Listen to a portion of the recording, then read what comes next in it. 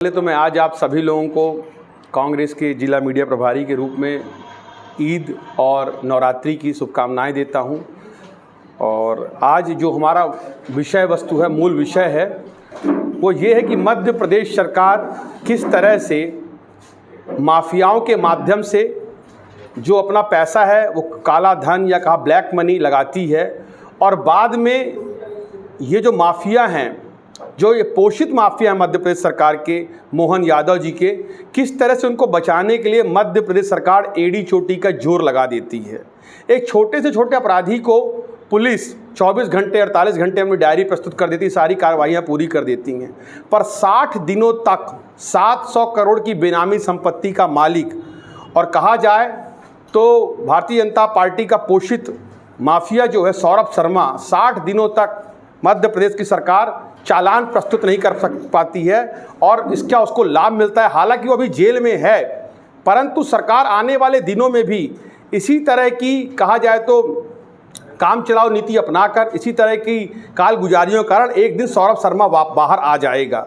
और सरकार के लगभग सभी मंत्रियों का इसमें पैसा लगा हुआ है।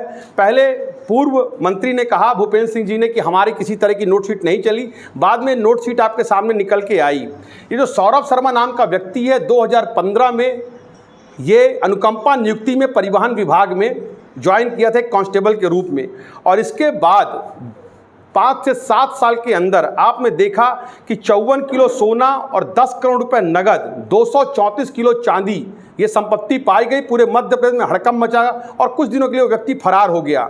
बाद में भारतीय जनता पार्टी के पूर्व मंत्री संदेह के घेरे में आए, कई नेताओं पर उंगलियां उठी, और एक कहा जाए तो आकस्मिक रूप से ये व्यक्ति आता है और इसको जेल भेज दिया जाता है। इसके नाम पर अविरल इंडस्ट्रीज़ के नाम पर अविरल कंस्ट्रक्शन, अविरल फिशरीज़, अविरल पेट्रोल पंप, अविरल कंस्ट्रक्शन इंटरप्राइजेज, इस तरह की अविरल नाम की इसकी कई सारी कंपनीज चल रही हैं, मध्य प्रदेश के अंदर चल रही हैं। और मध्य प्रदेश सरकार ने अभी तक कितनी कंपनियों में बैन लगाया है, कितनी कंपनियों की जांच की है, ये संदेह के घेरे में है। और आप मध्य प्रदेश के किसी भी महानगर में जाइए, चाहे भोपाल में जाइए, चाहे इंदौर में जाइए, चाहे ग्वालियर में जाइए, और चाहे जबलपुर में जाइए, जो भी रियल इस्टेट का मुख्य रूप से कारोबार है उसमें इस व्यक्ति का, सौरभ शर्मा का पैसा लगा हुआ है। पर सौरभ शर्मा सिर्फ एक मध्य प्रदेश सरकार की गुमनामी संपत्ति का, काली संपत्ति का एक मुखौटा है, और इस मुखौटे के पीछे पूरी मध्य प्रदेश सरकार के लगभग सभी मंत्रियों के चेहरे ढके हुए हैं। और आने वाले समय में ये सारे चेहरे एक एक करके उजागर होंगे, और आपने देखा कि कुछ चेहरे अभी भी आ चुके हैं। इसके साथ साथ इसके जो दो मुख्य रूप से सहयोगी हैं, एक तो चेतन सिंह गौड़ है और दूसरा है शरद जायसवाल। चेतन सिंह गौड़ के घर से अकेले मात्र एक उसके 52 किलो सोना और 11 करोड़ रुपए कैश निकला है। अभी तक इनके पास से 25 करोड़ रुपए की अचल संपत्तियां इनके फर्म से उजागर हुई हैं। इसके साथ साथ मैं बताना चाहूँगा कि ईडी, लोकायुक्त पुलिस और आयकर विभाग, ये तीनों कंपनियां जांच कर रही हैं, परंतु ये तीनों कंपनियां वे बहुत अच्छी तरह जानते हैं कि मध्य प्रदेश पुलिस जो है, और ईडी हो या आयकर हो, ये मध्य प्रदेश सरकार के पपेट यानी तोते के रूप में काम कर रही हैं। हमारा सवाल ये उठता है कि जिस व्यक्ति ने मध्य प्रदेश में इतना बड़ा घोटाला किया हो, आखिर सरकार की ऐसी क्या मजबूरी है कि 60 दिनों तक आप उसके खिलाफ कोर्ट में चालान प्रस्तुत नहीं कर पाते हो?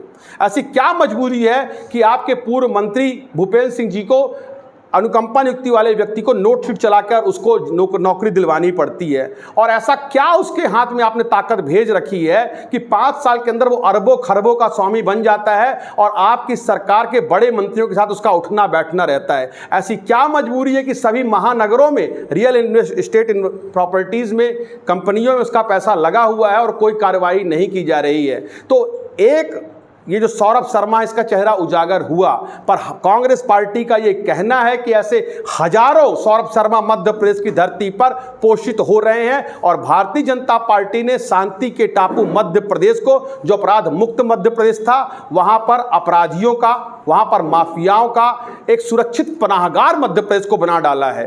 चाहे आप किसी भी तरह का अवैध व्यापार करें, अवैध कारोबार करें, मध्य प्रदेश की धरती पर पुलिस आपको संरक्षण देगी, सरकार आपको अपना वो देगी पूरा सेफ्टी कि आप किसी भी तरह की वो कार्रवाई ना हो। और यही कारण है कि आए दिन 1800 करोड़ का एमडी ड्रग्स का कारोबार मध्य प्रदेश के भोपाल से निकलता है। अपराध की घटनाएं हर जिले पर होती है और 700 करोड़ की बेनामी संपत्ति के सौरभ शर्मा नामक मगरमच्छ मध्य प्रदेश से निकलता है।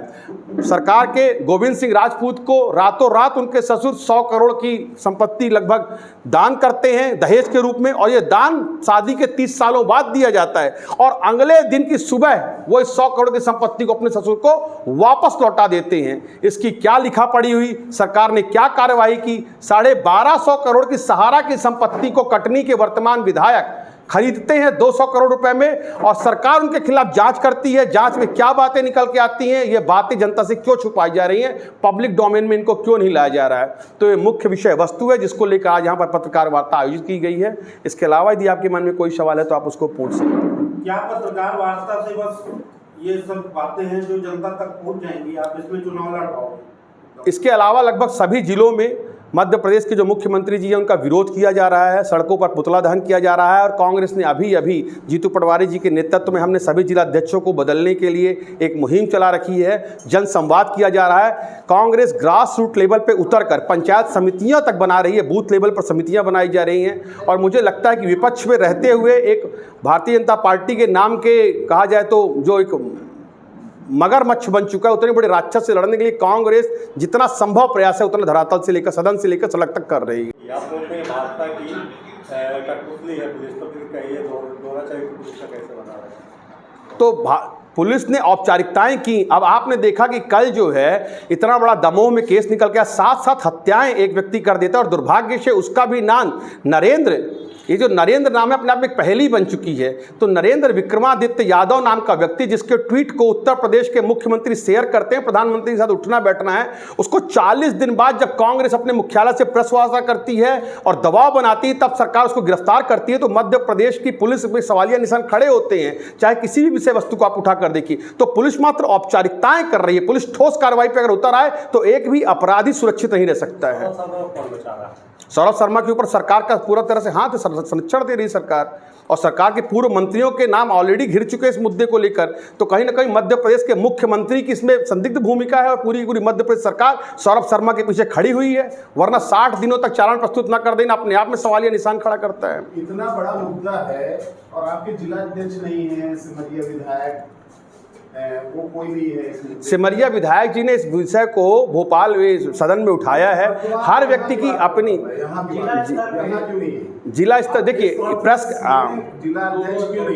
जिला अध्यक्ष का मुख्य काम होता है संगठनात्मक इकाइयों का गठन करना।